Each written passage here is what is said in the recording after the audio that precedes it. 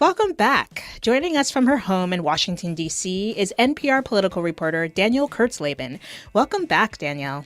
Yes, I'm really happy to be here. Me too. I'm excited to talk about this with you because I know you have some thoughts. I have feelings. Yes. But before we get into that, let's start with a little bit of a primer. Within the first few minutes of I Care a Lot, we learned that Marla Grayson, who, as we already mentioned, is played by Rosamund Pike, she's a scammer. With the assistance of her lover, Fran, played by Eiza González, Marla is able to convince a gullible judge that certain elderly people are no longer fit to look after themselves. So she becomes their legal guardian, has them committed to a senior living facility, and then wields her power to swipe out all of their money and possessions. Dianne Wiest plays Jennifer Peterson, who's a woman of sound body and mind, and Marla's newest victim. But it turns out Jennifer has some shady and powerful connections of her own, and Marla becomes entangled in some dangerous dealings. The movie is written and directed by English filmmaker J Blakeson, who's probably best known for his debut, The Disappearance of Alice Creed, which is a twisty thriller centering on a kidnapping. Here, I Care a Lot has a lot of noirish elements, particularly in its cynicism and collection of unsavory characters. Along with Marla and her team, Peter Dinklage plays Roman, a ruthless kingpin, and Chris Messina shows up as a sleazy lawyer. So Danielle, what are your thoughts about the movie? All right, so my thoughts have changed. When I first finished this movie, I was like, that was fine. That was good. B-, B, fine. Mm-hmm. I like me a dark movie.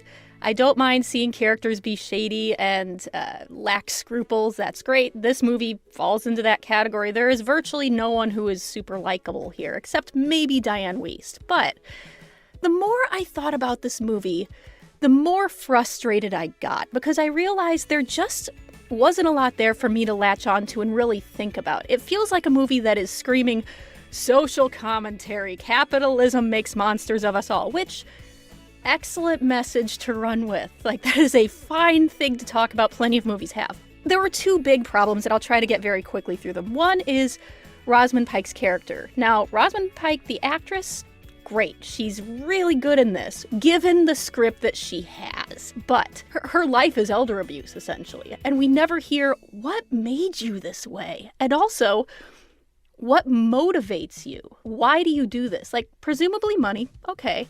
But we don't see, a Wolf of Wall Street scene where she's throwing money around and doing coke and whatever she would want to do with money. I don't know what she wants to do with money. I just know that she gets it from old people in really crappy ways, and it's really uncomfortable. The other thing is, I could never tell how this movie wanted me to feel about her. Clearly, the movie is not endorsing being terrible to elderly people. But for example, the movie seems to want us to put her and Peter Dinklage on the same plane, right? Bad person versus bad person. This is a demo derby. Let's let them smack each other around for a while. Except, I cared more about him than her. She's just so uniformly bad. She does not grow. She has no clear motivations. And at times, there's a part later in the film where she is in danger, where she has been hurt, where her girlfriend has been hurt. The movie seems to want us to feel bad for her. Whereas I was like, at what point have you made me care? You don't care a lot? I care virtually none. Yeah. So I couldn't get into it. I couldn't like her in a perverse way in that, like, again, I'll bring up Wolf of Wall Street. Like, I will watch Leo DiCaprio throw his money around and be terrible. I know he's terrible. I want him to fail, but I perversely like watching him be awful. This movie, I can't grab onto her. I don't know what I'm enjoying watching here. Interesting. So I get those vibes from the movie as well. I'm a little bit more on the pro side of this movie than you are. Sure. I did have some issues with the motivation factor of it. I totally get that. And one of the things that I found most frustrating about this was it kind of layers this superficial feminism on top of it. Yes. There's a clip from one of the earliest scenes in the movie where she is just coming out of another court session where she is going to take over as legal guardian of another person, and that person's son is in the courtroom and he's pissed and he calls her all sorts of names. He yells misogynistic slurs at her. He spits in her face too, and this is her response. Does it sting more because I'm a woman? That you got so soundly beaten there by someone with a vagina? Having a penis doesn't automatically make you more scary to me. Just the opposite. You may be a man, but if you ever threaten, touch, or spit on me again, I will grab your and I will rip you clean off. You understand? I think this is obviously supposed to be a rah-rah moment. Even though she's a terrible person, she still has to face misogyny. So I guess we're supposed to feel some type of way about that. But that's the thing. I don't know. But that's the question, right? Is like, okay, what does this mean? And I think this is a problem that a lot of films and TV shows have had recently, because they all do want to address this in some way. But I think they don't need to be as hammered in. Yeah, and furthermore, this scene in particular makes it very confused, because first of all, that guy said some misogynistic things. Like you said, he used a slur several times. He also said, "I hope you get raped and killed." That is a shocking hell of a thing to deploy in your movie. And if you're going to deploy that, I feel like you need a real good reason. And if the reason is rah-rah, which I'm not even sure it is, holy crap, that doesn't work. And aside from that, it's really hard to decide how you feel about this, because also, this does not excuse it, but this man also just had his mother stolen from him. He is angry. She is the bad guy. And so I came away from it going, I don't know what you want me to think. I don't. Right. I'm lost. And on top of that, there's like a recurring motif of her in a Soul Cycle-like environment where she's just like powering through. So I think there's obviously so many feelings one can have about Soul Cycle, and it's often in the news. And there's this idea of like this certain type of woman, upper class, super ambitious.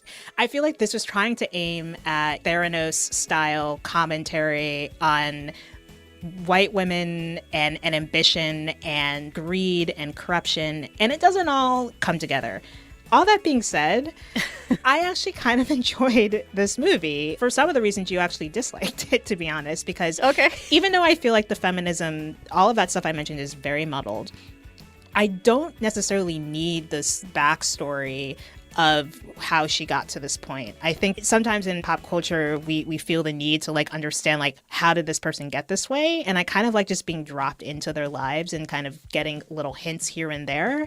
There's a scene that she has later on in the film between her and Peter Dinklage where she just straight up says, "You can buy me off. Like, if you want to take care of this, you can buy me off. I just want money." He tries to threaten her that he might do harm to her own mother. And she's like, "I don't care. She was a sociopath or a psychopath or something." And so I don't necessarily need that backstory. I think of something like Killing Eve, which is a show I loved in the first season.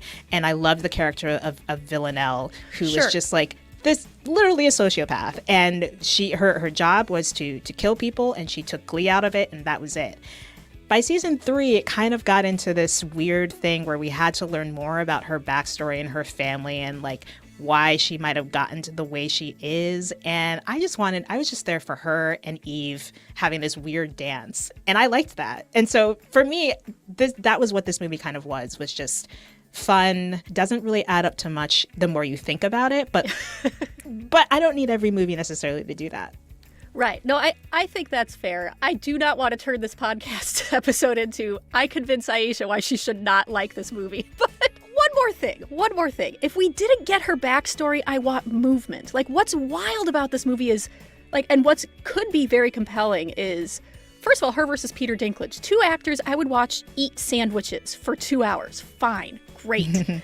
But also, it is the clash of white-collar crime versus organized crime, right? We have a professional buttoned-up gal and a literal Russian mobster going up against each other. And what's wild to me, at various moments, Rosamund Pike tases someone. She ramps up the kind of abuse that she has been doing against Dianne Wiest. She does some real evil things that presumably she has never done before. What we don't see is a moment of her surprising herself or going, I'm going further. And perhaps she's just that callous, but either way, it's like she starts at Fortissimo and has nowhere to go. She's just evil, evil, evil, evil, evil. But does it, like, we don't see her change. It would have made me feel different about her, you know? I absolutely think that's a totally valid, fair critique. I think for me, it was the performances, really. Yes. There's certain scenes, and I think there are a lot of scenes that get like a certain rhythm really well. The scene between her and Chris Messina, who plays kind of a smarmy lawyer. It's another scene where he's trying to get her to cave in, and she's like, no. And I just think their banter is really great. And then Dianne Wiest is great, where she's prickly, she's obstinate, she does not want any of this happening. I just think she really digs into that role in a really interesting way, and I love seeing her and Rosamund Pike go head-to-head as well. Yes. I mean, the Chris Messina scene, I think, is probably my favorite scene in the movie, but a close second is a scene where Dianne Wiest is heavily doped up, and she's confronting Rosamund Pike, but of course is slurring her speech, but she says something to the effect of, "You're in so much trouble." It's incredible how she delivers it with such glee, even while she's slurring her words and can't be emphatic. Oh, it's really good. Like, the performances in this are great. I can't fault anyone in this movie. Like, everybody in it is really good. Do you have any thoughts on just the fact that we're not going to give any spoilers for those who haven't watched it yet, but Sure. it is a very depressing film overall. There are no really good characters here, and I feel like this is kind of where we are right now in a lot of movies and TV shows, where yes, there's like a lot of feel-good stuff out there, but then there's also this sort of cynicism about the way things are. And all of your other critiques aside, do you feel that there is room for these types of stories where everyone is irredeemable? Or is it like in this moment when we're all dealing with our own stuff, especially in this time, is it a little bit too much? Like, did this movie come out at the right moment or the wrong moment? I think it did. I mean, one reason it came out at the right moment is our boomer parents are all aging, and like watching all of these older people get forced into nursing homes, like parts of this movie are very uncomfortable. It is bleak. But aside from that, after thinking about this movie, is that there's no law enforcement, right? I mean, there are the security guards at the nursing home, but there's no one coming after her. Peter Dinklage is, but no one is trying to set the world right in this movie. It is just one form of chaos against another form of chaos. Also, it is very fitting for a time when, to put my political cap on, when Americans deeply distrust institutions, right?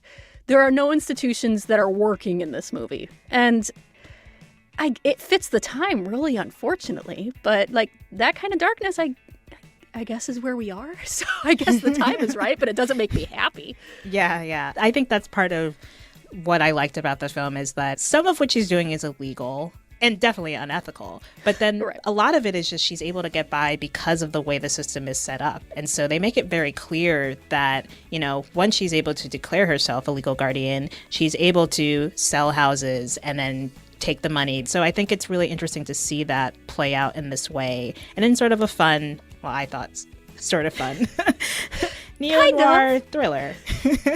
Yeah, I mean, for its faults, like the performances are what made it watchable, I thought. Peter Dinklage is fun to watch in pretty much anything he's in, right? Yeah. And Dianne Wiest, I wish she had more to do, but she's great. Rosamund Pike is fantastic. This is a side note. Can we talk about her hair? I mean, I don't know about you. I couldn't stop looking at it. It is the sleekest, straightest, bluntest, harsh cut at the bottom bob. I was like, I buy that. Your hair is perfect all the time, and not necessarily attractive, but perfect all the time.